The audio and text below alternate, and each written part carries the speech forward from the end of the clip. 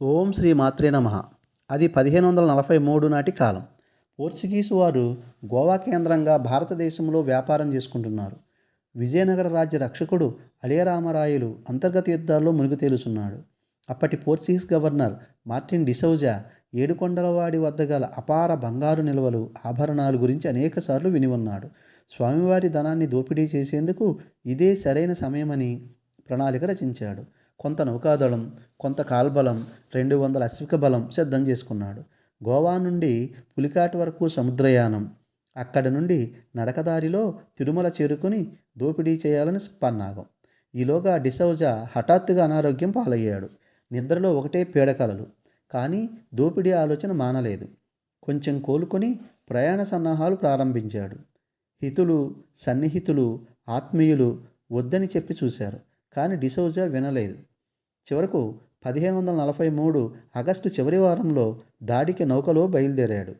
పులికాట్ నుండి కాల్బలం, అశ్వబలం తిరుపతికి బయలుదేరాయి. కానీ డిసౌజా ప్రయాణించే నౌకలు నడి సముద్రంలోకి చేరేసరికి వాతావరణం ఒక్కసారిగా మారిపోయింది. సముద్ర తుఫాన్ వారిని ఉక్కిరి బిక్కిరి చేసింది. అపార నష్టం సంభవించింది. పులికాట్ నుండి బయలుదేరిన కాల్బలం, అశ్విక బలాలు కూడా మార్గమధ్యంలో విషజ్వరాలు, వాంతులు, విరోచనాలు వంటి అనారోగ్యాలతో సతమతమవుతున్నాయి. డిసౌజాకి ఏం చేయాలో అర్థం కాలేదు. అత్యవసర సమావేశం ఏర్పాటు చేసి పరిస్థితిని అంచనా వేసి ఒకేసారి ఇన్ని ప్రతికూలతలా, ఏం చేద్దామని సహచరుల్ని సలహా అడిగాడు. అందరూ భయపడిపోయి ఉన్నారు.